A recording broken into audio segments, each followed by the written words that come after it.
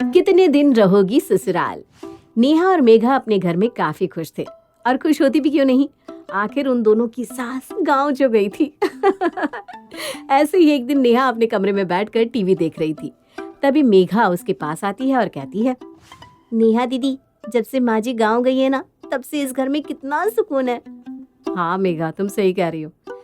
जब से माँ जी गई है, इस घर में सुकून के साथ शांति और आराम भी है। वरना माँ जी रहती तो हमसे कोई ना कोई काम करवाती रहती थी। लेकिन आप देखो, हम कितने आराम से काम करते हैं और रात के समय बाहर से कुछ मंगवा भी लेते हैं। नेहा और मेघा आपस में बात कर ही रहे थे, तभी वहाँ नेहा का पति रोहित आता है और कहता है, नेहा, शाम होने को आ रही है, खाना क्या बनाओगी? भूख लग रही है मुझे। रोहित जी, आज ना तबीयत थोड़ी ठीक नहीं लग रही, क्यों ना आज हम बाहर से कुछ मंगवा लें। नेहा यार, तुम कैसी बात कर रही हो? तुम्हें पता है ना, बाहर का इतना अच्छा नहीं होता खाना। और वैसे भी तुम्हारी तबीयत खराब है तो क्या हुआ, मेघा तो है, मेघा बना देगी। आप चीची बुरा मत मानना, लेकिन मेरी भी तबीयत ना थोड़ी ढीली चल रही है। वैसे मुझे ना दीदी का आइडिया बुरा नहीं लग रहा, हम जोमेटो से खाना ऑर्डर कर सकते हैं, क्योंकि जोमेटो का खाना खराब नहीं आता। तुम्हें जो करना है करो। मेघा और नेहा की बात सुनकर रोहित कुछ नहीं बोलता और वहां से चुपचाप चला जाता है। रोहित के जाते ही वो दोनों एक दूसरे को हाई फाई देकर हंसने लगते हैं। शाम को नेहा और मेघा अपनी अपनी पसंद का खाना जोमेटो से ऑर्डर कर देती हैं और इस तरह अब सभी लोग जोमेटो का खाना खाते हैं। अगली सुबह नेहा देर से उठती है, जहाँ वो मेघा को किचन में काम करता देखती है। अरे मेघा, तुम सुबह सुबह किचन में काम कर रही हो? लगता है माँ जी का फोन आया है और उन्होंने तुम्हें जम कर सुनाया है, तभी तो सुबह सुबह उठकर किचन में काम कर रही हो। नहीं दीदी, ऐसी कोई बात नहीं है। माँ जी का फ़ोन नहीं आया, लेकिन विशाल जी को ऑफिस जल्दी जाना था ना, तो उन्होंने मुझे जल्दी उठा दिया। अब उन्होंने जल्दी उठा दिया तो मैंने सोचा क्यों ना कुछ खाने के लिए बना लूँ। वैसे भी बाहर के खाने से इन मर्दों का ना मुंह बना रहता है, इसलिए सोचा कि कुछ हल्का सा बना लेती हूँ। सुबह का नाश्ता हो जाएगा और दोपहर में हम अपना देख लेंगे क्या खाना है। आइडिया बुरा नहीं है मेघा। दिन में हम लोगों के लिए कुछ हल्का फुल्का खाना बना दिया करेंगे और शाम को हमारे लिए जोमेटो जिंदाबाद। इस तरह मेघा हल्का खाना बनाकर रोहित और विशाल को परोस देती है। वो दोनों खाना खाकर ऑफिस चले जाते हैं। वहीं दोपहर में भी वो वही खाना खाती हैं जो मेघा ने सुबह बनाया था। जब रात होती है तो एक बार फिर वो जोमेटो से खाना ऑर्डर कर लेते हैं। रोज रोज जोमेटो का खाना खाकर, साथ ही इन दोनों की कामचोरी देखकर विशाल और रोहित परेशान हो चुके थे। भैया, मुझे तो समझ में नहीं आ रहा, ये दोनों देवरानी जेठानी कर क्या रही है। अगर ये इसी तरह डेली बाहर का खाना खाती रहेंगी तो इससे इनकी भी हेल्थ खराब होगी और हमारी भी। हमें कुछ तो करना पड़ेगा जिससे ये लोग जोमेटो का खाना बंद कर दे। हमारे पास माँ को यहाँ बुलाने के अलावा दूसरा कोई रास्ता नहीं है, क्योंकि एक माँ ही है जो इन लोगों को रास्ते पर ला सकती है। अब वही इन दोनों को सुधारेंगी और इस घर में जोमेटो का खाना बंद करवाएगी। रोहित की बात सुनकर विशाल उसकी बात से सहमत होता है और इस तरह वो दोनों अपनी माँ को फोन करके सारी बात बता देते हैं। ये सुनने के बाद उसकी माँ कुंती अपने बेटों से कहती है, तुम चिंता मत करो मेरे बच्चों, मैं कुछ ही दिनों में वापस आ रही हूँ और जब मैं वापस आऊंगी तो इन दोनों को सीधा कैसे करना है ये मैं खुद देख लूंगी। पर फिलहाल तो तुम इन्हें कुछ दिन और झेल लो। इतना बोलकर कुंती फोन रख देती है। समय गुजरता है। गुजरते समय के साथ बहुत जल्द कुंती अपने घर आ जाती है, जहाँ उसकी दोनों बहू अपनी सास को देखकर हैरान हो जाती है। उनकी ऐसी शक्ल देखकर कुंती उनके पास जाती है और सोफे पर बैठकर उनसे कहती है, क्या हुआ मेरी प्यारी प्यारी बहुओं, मेरी शक्ल देखकर तुम दोनों के चेहरे के रंग क्यों उड़ गए? माँ जी, आप तो लंबे समय के लिए गाँव गई थी ना, गाँव में जमीन को लेकर कुछ पंगा हो रखा था। हाँ माँ जी, गाँव का पंगा ठीक हो गया क्या?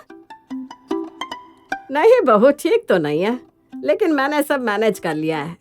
अब जब सब कुछ मैनेज हो चुका है तो गांव में रहकर मैं क्या करती, इसलिए सोचा क्यों ना मैं अपने घर ही आ जाऊं।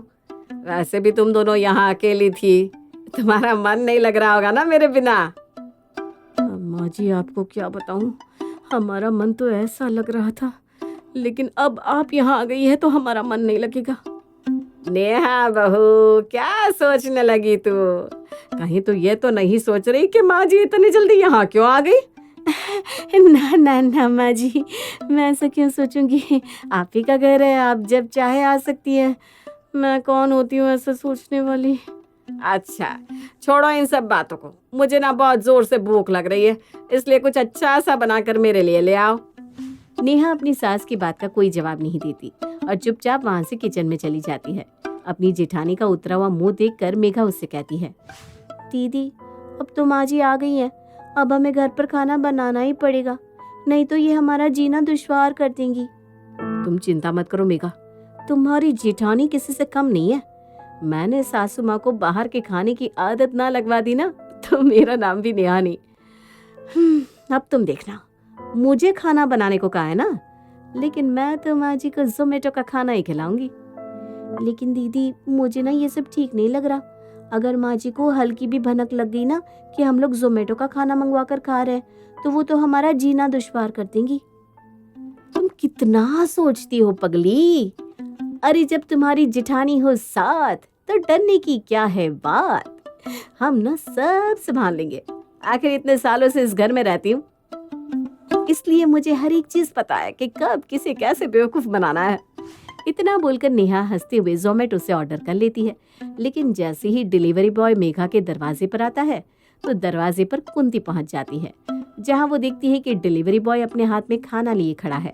उसे देखकर कुंती उसे वहीं रुकने के लिए कहती है, अरे अरे भैया, आप यहाँ किसका ऑर्डर लेकर आ गए? हाँ मैडम ये ऑर्डर नेहा जी के नाम का है, आप नेहा जी को बुला दीजिए या फिर ये ऑर्डर पिक कर लीजिए।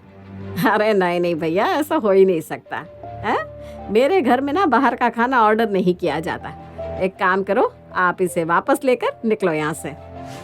कुंती उस डिलीवरी बॉय को वहां से वापस भेज देती है। तभी नेहा के फोन पर मैसेज आता है कि उसका ऑर्डर कैंसिल हो चुका है। ये देखकर नेहा समझ जाती है कि डिलीवरी बॉय दरवाजे पर आया तो था, लेकिन उसकी सास ने उसे वापस भेज दिया। ये देखकर उसका मुंह बन जाता है, पर क्योंकि उसके पास कोई दूसरा रास्ता नहीं था, इसलिए अब उसको घर में खाना बनाना ही पड़ता है। कई दिनों बाद रात के समय घर का खाना खाकर विशाल और रोहित तो काफी खुश थे। उनकी खुशी देखकर नेहा और मेघा को ये समझते देरी नहीं लगती कि ये सब किया कराया उनके पति का ही है। खाना खाकर अब जब सब अपने अपने कमरे में जाते हैं तो नेहा रोहित से कहती है, रोहित जी, मैं बहुत अच्छे से जानती हूँ कि माँ जी को यहाँ बुलाने वाला कोई और नहीं बल्कि आप ही हैं। नेहा देखो, मेरे पास तुमसे बहस करने के लिए समय नहीं है, मुझे कल ऑफिस जाना है, मैं थक गया हूँ। इतना बोलकर रोहित सो जाता है, लेकिन नेहा उसके इस बर्ताव को देखकर समझ जाती है कि उसकी सास को आखिर बुलाया किसने है। अगली सुबह जब रोहित और विशाल अपने ऑफिस चले जाते हैं और कुंती अपने कमरे में आराम कर रही होती है, तब नेहा मेघा के पास जाती है और कहती है, मेघा तुम्हें पता है सासू माँ को आखिर यहाँ बुलाया किसने है? हाँ दीदी, मैं बहुत अच्छे से जानती हूँ सासू माँ को यहाँ किसने बुलाया है, लेकिन हम भी ना कम नहीं है। हम माँ जी को इतना परेशान कर देंगे, इतना परेशान कर देंगे कि वो खुद ब खुद यहाँ से वापस गांव चली जाएंगी और एक बार फिर से हम लोगों का राज इस घर पर छा जाएगा। अरे लेकिन हम ऐसा क्या करें जिससे माँ जी परेशान हो जाए और परेशान होकर यहाँ से भाग जाए? करना क्या है, अरे हर घर में एक ही परेशानी होती है और वो है चूहा। अगर माँ जी के कमरे में चूहा छोड़ दिया जाए तो कैसा रहेगा बताइए? ऐसा आइडिया बुरा नहीं है। माँ जी उन चूहों से परेशान हो जाएगी और फिर वो हमसे कहेगी, और माँ जी को हम कहेंगे चूहे तो पूरे घर में हैं और घर के सारे सामान को तहस नहस कर रहे हैं। फिर माँ जी बहुत कोशिश करेंगी उन्हें भगाने की, लेकिन वो चूहे भगा नहीं पाएगी क्योंकि उन चूहों को तो हम भेजेंगे। और आखिरकार जब माँ जी उनसे परेशान हो जाएंगी तो खुद ही अपना सामान पैक करके गाँव चली जाएगी। प्लान बनाने के बाद दोनों जोर जोर से हंसने लगती है और वो दोनों अपने प्लान के हिसाब से वैसा ही करती है जैसा उन्होंने सोचा था। दोनों ही अपनी सास के कमरे में चूहों को छोड़ देती है, लेकिन उन दोनों की इस चाल से कुंती अच्छे से वाकिफ थी, इसलिए उसे तो उन चूहों से कोई फर्क ही नहीं पड़ता। उल्टा वो उन चूहों को पिंजरे में कैद कर अपनी बहू के कमरे में छोड़ देती है। अपनी सास की ऐसी चालबाजी देखकर दोनों ही अपने सर पर हाथ रख लेती हैं और एक दूसरे की तरफ देखकर कहती हैं, दीदी माँ जी तो बड़ी चालाक निकली, देखा किस तरह उन्होंने हमारा दांव हम पर ही पलट दिया। हाँ सही कह रही हो मेघा तुम, माँ जी भी ना इतनी आसानी से हार नहीं मानने वाली। वो तो ईंट का जवाब पत्थर से देने वाली है, इसलिए अब हमें ही कुछ करना पड़ेगा। लेकिन हम करें भी तो क्या, हम कुछ भी कर रहे हैं तो माँ जी उसका मुंह तोड़ जवाब दे रही है हमें। अरे कोई बात नहीं मेघा, माँ जी अगर हर चीज में हमें जवाब दे रही है तो क्या हुआ, हम भी हार मानने वालों में से नहीं है। उन्हें घर का ही खाना खाना है ना, तो अब उन्हें घर का खाना खिलाऊंगी मैं। इतना बोलकर नेहा मुस्कुराने लगती है और शाम को जब सभी खाना खाते हैं तो नेहा जानबूझकर अपनी सास की कटोरी में लाल मिर्च वाली सब्जी डाल देती है। जब कुंती वो तीखी सब्जी खाती है तो उसका चेहरा पूरी तरह लाल हो जाता है। अपनी सास का लाल चेहरा देखकर नेहा कहती है, क्या हुआ मम्मी जी, आपका चेहरा लाल क्यों हो रहा है? आप गुस्से में हैं या फिर आपको सब्जी तीखी लग रही है? ना तो मैं गुस्से में हूँ और ना ही मुझे सब्जी तीखी लग रही है, क्योंकि मुझे भूख ज्यादा लगी थी, इसलिए मैंने गर्मा गर्म सब्जी मुंह में डाल ली, जिस वजह से मेरा मुंह जल रहा था और इस कारण मेरा चेहरा लाल हो गया। अरे बाकी तू चिंता मत कर, इतने तीखे में मेरा कुछ नहीं बिगड़ने वाला। इतना बोलकर कुंती हंसने लगती है और इसके साथ उसके दोनों बेटे भी हंसने लगते हैं। ये देखकर कुंती की दोनों बहुएं चिढ़ जाती हैं और मुंह बनाते वहां से चली जाती हैं। समय गुजरता है और गुजरते समय के साथ कुंती की दोनों बहुएं कोई ना कोई पैंतरे आजमाती जिससे कुंती वापस गांव चली जाए, लेकिन उनके तो सारे पैंतरे फेल हो जाते। ये देख मेघा तो अब हार मानने लगती है और वो अपनी जिठानी को समझाते हुए कहती है, दीदी हमारी सास हमसे भी 4 कदम आगे हैं, हमारे सारे आइडियाज फ्लॉप होते जा रहे हैं, इसलिए अब हमें अपने दिमाग से उनको गांव वापस भेजने का सपना निकाल देना चाहिए, क्योंकि मुझे नहीं लगता कि अब वो वापस कभी अपने गांव जाएगी। और वैसे भी अब तो हम अपना काम खुद ही करने लग गए हैं, हम फालतू के कारनामेबाजी करते हैं, फालतू का दिमाग चलाने से तो अच्छा है कि हम चुपचाप एक अच्छी बहू बनकर रह ले।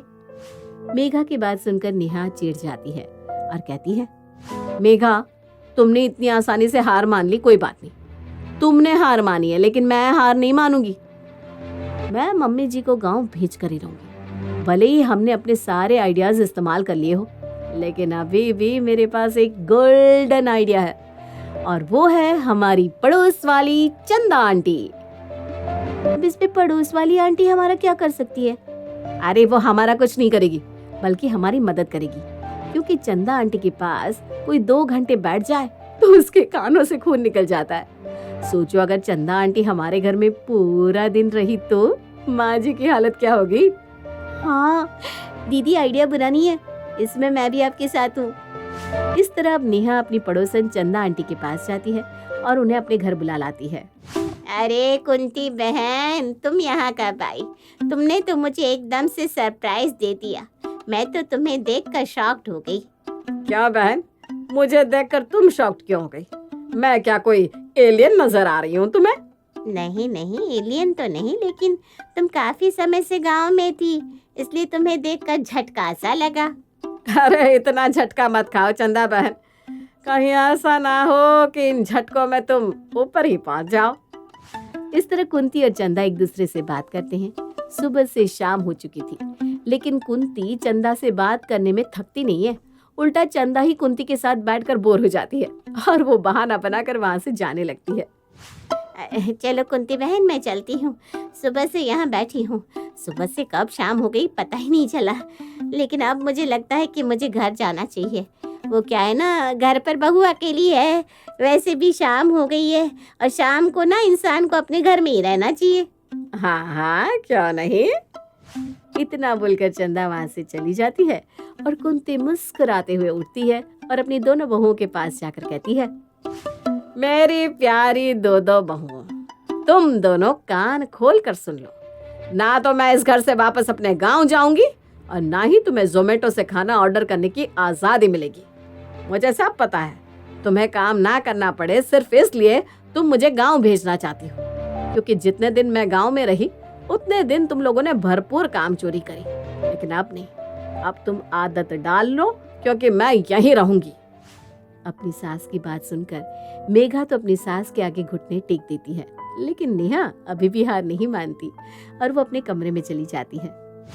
मम्मी जी आप चिंता मत कीजिए, मैं हूँ ना, मैं दीदी को समझाऊंगी, मैं उन्हें समझाऊंगी कि उनके सारे आइडिया बेकार है आपके सामने, इसलिए वो आपकी शरण में आ जाए। मेघा की बात सुनकर कुंती मुस्कुरा देती है और वहां से चली जाती है। मेघा अपनी जेठानी के पास जाकर उसे समझाने लगती है, काफी समझाने बुझाने के बाद नेहा को भी लगता है कि कहीं ना कहीं मेघा सही बोल रही है। वो कुछ भी करे सब कुछ बेकार ही जाने वाला था। और वैसे भी उन लोगों ने इतनी कोशिश तो करके देख ली, उसके बाद भी कुछ नहीं हुआ, तो आगे भी कुछ नहीं होने वाला। नेहा भी अब इस बात को मान लेती है और अपनी सास के पास जाकर हाथ जोड़कर उनसे माफी मांगती है। माँ जी, हो सके तो मुझे माफ कर दो। आप गलत है, मेरा मतलब है आप सही है, मैं गलत हूँ। मैंने आपको हराने के पीछे न जाने कौन कौन सी चालें चली, लेकिन आप हार मानने वालों में से नहीं है, इसलिए मैंने ही आपके आगे घुटने टेक दिए। आप जैसा कहेंगी मैं वैसा ही करूँगी। कोई बात नहीं बहू, मैं बस यही सुनना चाहती थी। खैर, अब से मैं यही रहूंगी और इस घर में बाहर का खाना बिल्कुल भी नहीं आएगा। बात यहीं खत्म। इतना बोलकर कुंती वहां से चली जाती है और इस तरह कुंती अपनी बहुओं को लाइन पर ले ही आती है।